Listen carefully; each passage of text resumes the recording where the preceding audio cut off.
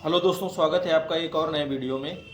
उम्मीद करते हैं कि आपकी पढ़ाई बहुत अच्छे से चल रही होगी और आप स्वस्थ होंगे।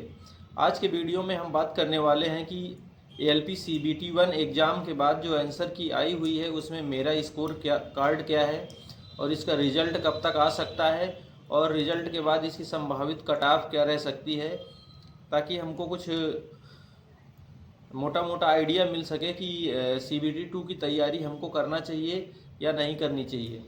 तो सबसे पहले हम बात करते हैं कि मेरा सीबीटी 1 का जो आंसर की आने के बाद जो मेरा स्कोर कार्ड क्या रहा।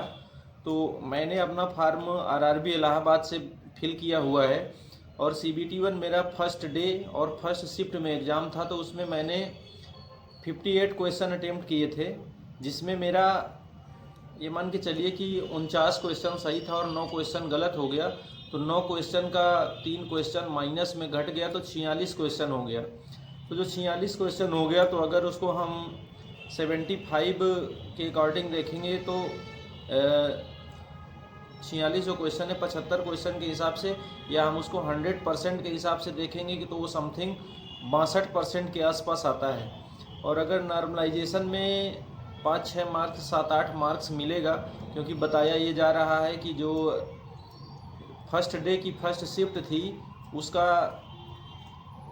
एग्ज़ाम आपका जो भी पेपर था वो सबसे हार्ड शिफ्ट थी।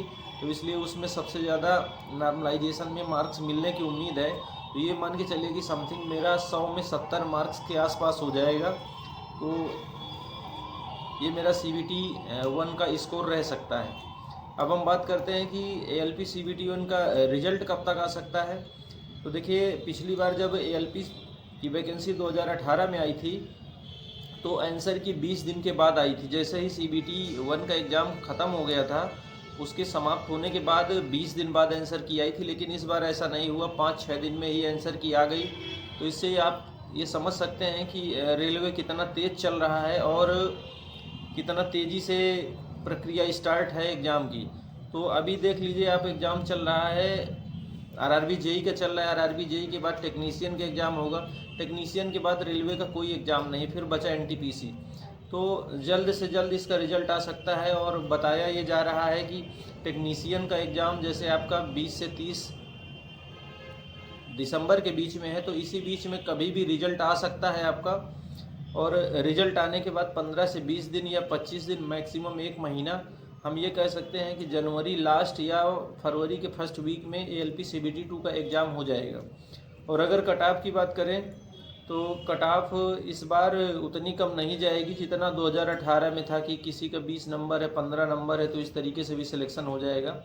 और कट ऑफ के बारे में कह पाना मुश्किल है, क्योंकि कट ऑफ बहुत सारी चीज़ों पर डिपेंड है। वैकेंसी कितनी है, स्टूडेंट कितने थे उसमें, कैटेगरी वाइज स्टूडेंट कितने थे और कितने लोगों ने वहाँ से फार्म भरा था, ये सारी चीज़ें डिपेंड करता है कट ऑफ पर। तो कट ऑफ कितनी जाएगी इसके बारे में कह पाना मुश्किल है। और वैसे अगर देखा जाए तो जिनका स्कोर रहा मार्क्स 75 में 40 के ऊपर है, तो वो लोग सीबीटी 2 की तैयारी कर सकते हैं अभी से। अगर आप रिज़ल्ट का वेट करेंगे तो फिर बहुत कम टाइम मिलेगा और हो सकता है कि आप बाकी लोगों से पीछे हो जाएं। तो इसलिए अभी से तैयारी करिए। अगर सीबीटी 2 के सिलेबस की बात कर लें तो सिलेबस में आपका 25 पार्ट ए और पार्ट बी, 2 पार्ट में एग्ज़ाम होगा, जिसमें पार्ट ए में 25 क्वेश्चन आपका मैथ का रहने वाला है, 25 रीजनिंग का रहने वाला है और 50 क्वेश्चन में आपका basic science and engineering drawing रहेगा।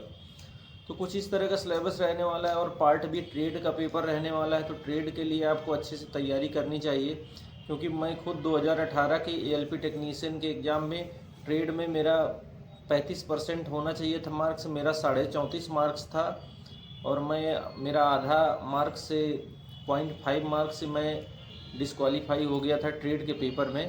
तो तब से बताइए 6 साल हो गया और आज भी हम एएलपी टेक्नीशियन की तैयारी कर रहे हैं। अगर हम उस बार ट्रेड में क्वालिफाई होते तो हो सकता है कि कहीं लोको पायलट या टेक्नीशियन बने होते और हमको अब 6 साल बाद उसकी तैयारी न करनी होती। तो इसलिए ट्रेड बहुत इम्पॉर्टेंट है, ट्रेड का अच्छे से पढ़ाई करनी चाहिए। अभी से 1 आध घंटा डेली, 1 घंटा, आधा घंटा ट्रेड की पढ़ाई करनी चाहिए, तैयारी करनी चाहिए, ताकि हमारा ट्रेड क्वालिफाई हो जाए और हमारा सीबीटी 2 पास हो जाए। तो उम्मीद करते हैं वीडियो आपको अच्छा लगा होगा। धन्यवाद।